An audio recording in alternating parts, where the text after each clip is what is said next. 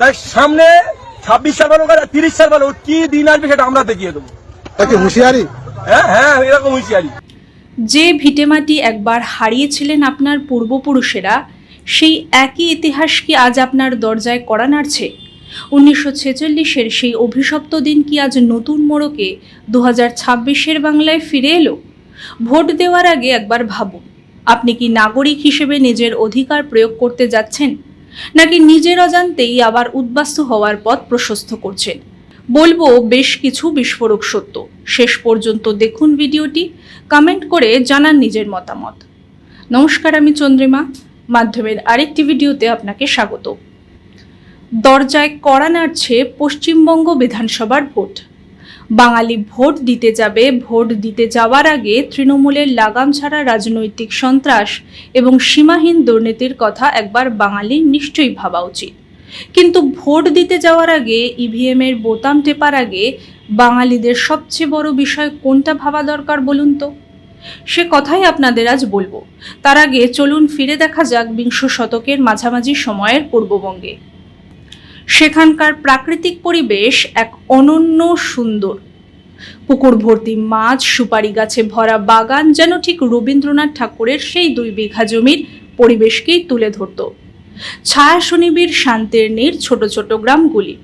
ওপার বাংলায় তখন ভাতা ভর্তুকি নিয়ে বাঙালিদের চলতে হতো না। বাঙালির সম্পদ ছিল, বাঙালির প্রাচুর্য ছিল, বাঙালির আভিজাত্য ছিল। গোলাবর্তী ধান ছিল, 51 পরিবারও ছিল। সে সবকিছুই তছনছ হয়ে গেল, ধ্বংস হয়ে গেল মাত্র কয়েক বছরের মধ্যে। ভয়ঙ্কর সেই 1946-47-এর দিনগুলো। কংগ্রেস, মুসলিম লীগ, তার সঙ্গে বামপন্থীদের চক্রান্ত এবং উস্কানিতে শুরু হলো সাম্প্রদায়িক হিংসা। ভাতের অভাবে নয়, পূর্ববঙ্গের বাঙালিদের ঘরবাড়ি, ভিটেমাটি, সুপারি বাগান, পুকুর ভর্তি মাছ, গোলাভর্তি ধান সবকিছুই ছাড়তে হলো। কেন? জাতের কারণে। অপরাধ ছিল তারা হিন্দু। অজস্র বাঙালি হিন্দু কন্যা সেদিন পাশবিক অত্যাচারের শিকার হয়েছে উন্মত্ত মুসলিম লীগের গুন্ডাদের হাতে। রাতের অন্ধকারে এক কাপড়ে যারা পালিয়ে আসতে পেরেছিল, তারা উদ্বাস্তু হয়ে গেলেন। শুধুমাত্র সেদিনকার কংগ্রেস ও কমিউনিস্ট পার্টির তোষণ নীতি ও ক্ষমতায় টিকে থাকার জন্য ভোট ব্যাংকের রাজনীতির কারণে লক্ষ লক্ষ বাঙালিকে ভিটেমাটি ছাড়তে হয়েছিল। উদ্বাস্তু ঠিক কত এসেছিল 1946-47-এ কিংবা 1971-এ, তার প্রকৃত সংখ্যা আমাদের কারোর কাছেই নেই। পূর্ববঙ্গ থেকে তারা পালিয়ে এসেছিলেন এবং পশ্চিমবঙ্গে বসতি স্থাপন করেছিলেন। এখানে তারা একটি সামঞ্জস্যপূর্ণ পরিবেশও পেয়েছিলেন, কারণ পূর্ববঙ্গে তারা বাংলায় কথা বলতেন। শ্যামাপ্রসাদ মুখার্জির প্রতিষ্ঠিত পশ্চিমবঙ্গে এসে তারা বাংলায় কথা বলতে পেরেছিলেন। কিন্তু 2026 সালে পশ্চিমবঙ্গে দাঁড়িয়ে পরিস্থিতিটা একবার বিবেচনা করুন। আবার সেই পশ্চিমবঙ্গে উদ্বাস্তু হওয়ার মতো পরিবেশ তৈরি হয়েছে কিনা? আর এবার যদি বাঙালিদের উদ্বাস্তু হতে হয়, তাহলে তারা কোথায় যাবেন? পূর্ববঙ্গে বা বাংলাদেশে তারা ফিরতে পারবেন না। তাদের যেতে হবে ওড়িশা, বিহার কিংবা ঝাড়খণ্ডে। এই 3টি রাজ্যেই তো বাংলায় কথা বলা যায় না। মনের মতো পরিবেশ কি তারা পাবেন? কিন্তু কেন এই প্রশ্নটা বারবার উঠছে যে বাঙালিদের আবারও উদ্বাস্তু হতে হবে? 2025 সালের এপ্রিল মাসের কথা নিশ্চয়ই এখনো তরতাজা আপনাদের স্মৃতিতে। সেই সময় পশ্চিমবঙ্গের এক জনপ্রিয় সংবাদ মাধ্যম এবিপি আনন্দ একটি ছবি দেখিয়েছিল। সেখানে দেখা যাচ্ছে এক বাঙালি নারী চোখ দিয়ে জল পড়ছে এবং তিনি মুখে অন্যের গ্রাস তুলে নিচ্ছেন। কোথায় সেটা? তার নিজের বাড়ি থেকে অনেক কিলোমিটার দূরে একটি উদ্বাস্তু ক্যাম্পে। আবারও বাঙালি হিন্দুকে ঘর ছাড়তে হলো। নিজের রাজ্যেই পরবাসী হয়ে সেদিন দিন কাটাতে হয়েছিল বাঙালি হিন্দুদের। সেটা শুধুমাত্র ট্রেলার ছিল না তো। মুর্শিদাবাদের হিংসার নামে যে তাণ্ডব হলো, তাতে সত্যি শিউরে উঠেছিল গোটা দেশ। সেই হিংসাতেই বলি হন 2 হিন্দু, হরগোবিন্দ দাস এবং চন্দন দাস। এই দুজনেই আরএসএস বা বিজেপি কোনোটাই করতেন না। ঠিক যেমন পূর্ববঙ্গের হিন্দুরা যখন উদ্বাস্তু হয়েছিলেন, তখন তারা আরএসএস বা বিজেপি কোনোটাই করতেন না। বলা ভালো, তখন বিজেপির প্রতিষ্ঠাই হয়নি। আরএসএস প্রতিষ্ঠা হলেও তার কাজ সীমাবদ্ধ ছিল এবং পূর্ববঙ্গে তখনও পৌঁছয়নি। হরগোবিন্দ দাস, চন্দন দাস কমিউনিস্ট ছিলেন। ওই বিকাশ রঞ্জন ভট্টাচার্যদের ভাষায় খেটে খাওয়া সমাজের প্রতিনিধি। কিন্তু শেষ রক্ষা হলো না তাদের, কারণ তাদের পরিচয় ছিল তারা হিন্দু বাঙালি। 2026 সালের বিধানসভা নির্বাচনে হরগোবিন্দ দাস ও চন্দন দাসের পুরো পরিবার বিজেপির হয়ে প্রচারে নেমে পড়েছেন। কারণ তারা বুঝেছেন পশ্চিমবঙ্গের পরিস্থিতি কোথায় দাঁড়িয়ে রয়েছে। নিচুতলার সিপিএম কর্মীদের কাছে এটি একটি বড় সতর্কবার্তা। আপনারাও ভোট দেওয়ার আগে বুঝুন, কারণ এই বিকাশ রঞ্জন ভট্টাচার্য, হরগোবিন্দ দাস ও চন্দন দাসের খুন হওয়াকে এড়িয়ে যাবেন এবং বাজারে নানা থিওরি আনবেন, মিথ্যা ন্যারেটিভ সাজাবেন, যে কোনো মূল্যে জেহাদিদের ডিফেন্ড করবেন। এই সব কিছুই বিকাশ রঞ্জন ভট্টাচার্যরা করবেন শীততাপ নিয়ন্ত্রিত ঘরে বসে। হরগোবিন্দ দাস ও চন্দন দাসকে নিয়ে তারা একটিও কথা বলবেন না। কিন্তু এই বিকাশ রঞ্জন ভট্টাচার্যও কথা বলবেন হিন্দু সংস্কৃতিকে আঘাত করে, সনাতন ঐতিহ্যকে আঘাত করে। ওয়াকফ হিংসার নামে মুর্শিদাবাদের মাটিতে সনাতন সংস্কৃতিকে মুছে দেওয়ার সব রকমের প্রয়াস করেছিলেন জেহাদিরা, আর হিন্দু সংস্কৃতিকে মুছে দেওয়ার সমস্ত ন্যারেটিভ তৈরি করে এই বিকাশ রঞ্জন ভট্টাচার্যরা। সেই ন্যারেটিভ থেকেই হিন্দু সংস্কৃতি এবং ঐতিহ্যের বিরুদ্ধে দাঁড়ানোর সাহস পায় জেহাদিরা, এবং তাণ্ডব করার অক্সিজেনটাও সেখান থেকেই পায়। কেন পায় সেটা বলার আগে বিকাশ রঞ্জন ভট্টাচার্যের এই বিবৃতিটি শুরু। হিন্দু ভগবান ও হিন্দু ধর্মের প্রতি কতটা অবমাননাকর মন্তব্য তিনি করেছেন। স্বয়ং শ্রীরাম গরুর মাংস খেতেন। কোথায় বলা আছে যে গরুর মাংস খাওয়াটাই হিন্দুদের পক্ষে উপযোগী নয়? একটা লাইন দেখাতে পারবেন? বরং আমিই বলছি, আমি খুব জোর গলায় বলছি যে এই সমস্ত গ্রন্থে গরুর মাংস খাওয়াটা একটা উপাদেয় খাদ্য হিসেবে গৃহীত হয়েছে। স্বয়ং শ্রীরাম গরুর মাংস খেতেন।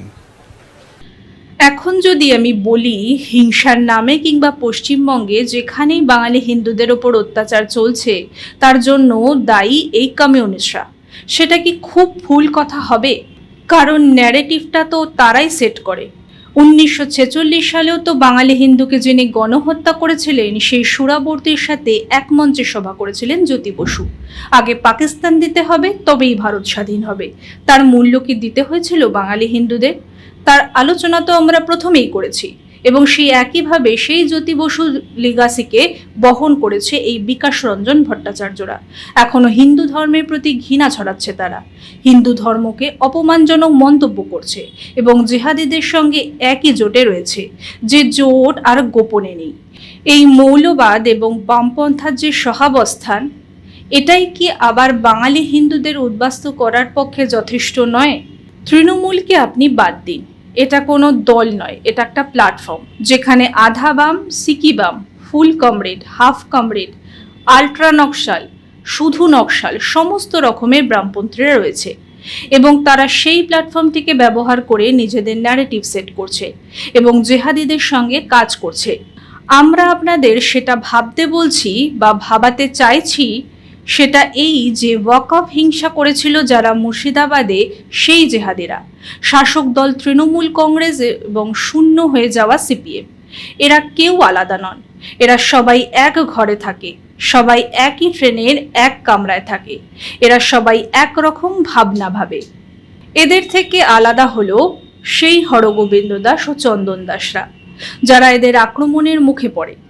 প্রকাশ্যে এই মোহাম্মদ সেলিমরা তথাকথিত নওশাদ সিদ্দিকীর সঙ্গে জোট করেছে, হুমায়ুন কবিরের সঙ্গে গোপনে বৈঠক করেছে, ক্যামেরায় ধরা পড়ে গেছে।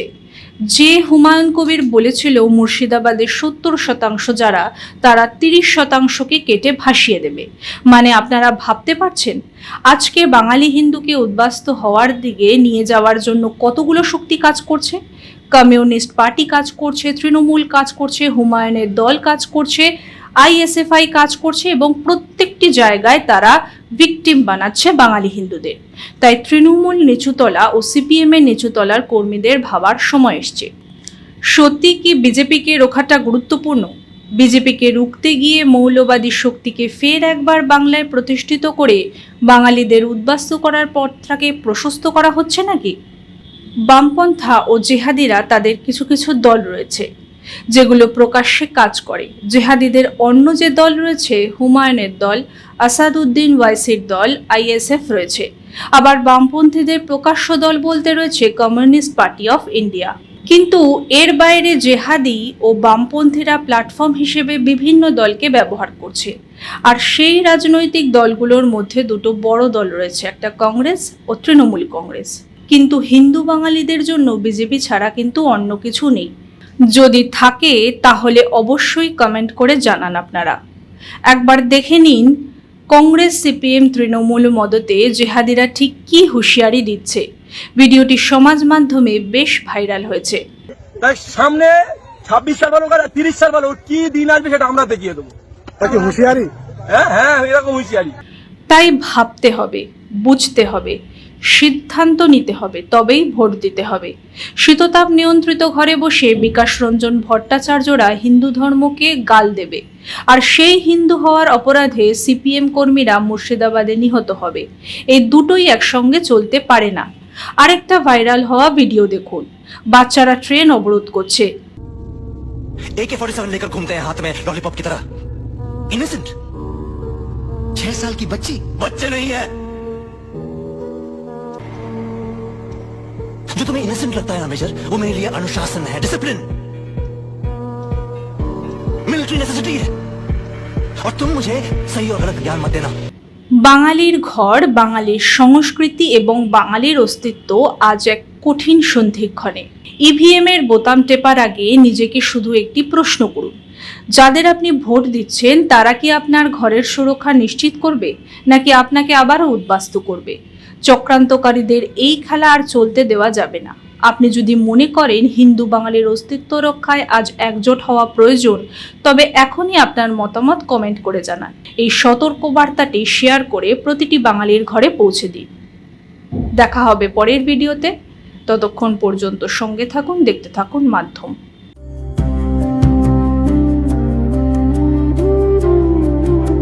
महाराष्ट्र, मेहनतकश किसानों की भूमि, समृद्ध गांवों की पहचान और विकास की असीम संभावनाओं का प्रदेश। प्रधानमंत्री नरेंद्र मोदी के मार्गदर्शन में और मुख्यमंत्री देवेंद्र फडणवीस के नेतृत्व में आज महाराष्ट्र ग्रामीण विकास, जल प्रबंधन और कृषि के क्षेत्र में नई ऊंचाइयां छू रहा है। सिंचाई कुओं के निर्माण के लिए स्पष्ट स्टैंडर्ड ऑपरेटिंग प्रोसीजर लागू किए गए हैं, जिससे किसानों को स्थायी जल स्रोत मिल सके। राज्य भर में 1,01,000 से अधिक विकास कार्य पूरे किए जा चुके हैं। इन प्रयासों से अब तक 16 करोड़ 15 लाख से अधिक मानव दिवस रोजगार का सृजन हुआ है।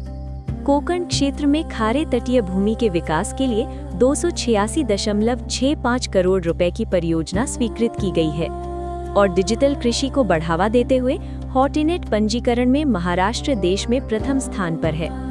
जल प्रबंधन में उत्कृष्ट कार्य के लिए राष्ट्रीय जल पुरस्कार 2024 में महाराष्ट्र को देश का सर्वश्रेष्ठ राज्य घोषित किया गया है। राज्य सरकार ने पंप्ड स्टोरेज परियोजनाओं के लिए 51 समझौता ज्ञापनों पर हस्ताक्षर किए हैं, जिनसे 70,000 मेगावाट क्षमता विकसित होगी। इन परियोजनाओं से लगभग 3.83 लाख करोड़ रुपए का निवेश आएगा और 1.13 लाख से अधिक रोजगार के अवसर पैदा होंगे। इसके साथ ही नदी जोड़ परियोजनाओं और सिंचाई योजनाओं को तेजी से आगे बढ़ाया जा रहा है। प्रधानमंत्री किसान सम्मान निधि योजना की 21वीं किश्त के तहत 1,808 करोड़ रुपए सीधे 90 लाख किसानों के खातों में पहुंचाए गए हैं। राज्य में प्राकृतिक खेती मिशन को बढ़ावा दिया जा रहा है। किसानों के लिए फार्मा मोबाइल ऐप और डिजिटल किसान आईडी, एग्री स्टैक जैसी आधुनिक व्यवस्थाएं शुरू की गई हैं। कृषि में नई तकनीक लाने के लिए महा एग्री AI पॉलिसी 2025-2029 लागू की गई है। साथ ही कृषि समृद्धि योजना के अंतर्गत 25,000 करोड़ रुपए का निवेश किया जा रहा है और PM FME व्यक्तिगत इकाइयों में महाराष्ट्र आज पूरे भारत में प्रथम स्थान पर है। प्रधानमंत्री नरेंद्र मोदी के मार्गदर्शन में और मुख्यमंत्री देवेंद्र फडणवीस के नेतृत्व में महाराष्ट्र बना रहा है समृद्ध गांव, सुरक्षित जल संसाधन और समृद्ध किसान। नया विश्वास, नया विकास, नया महाराष्ट्र।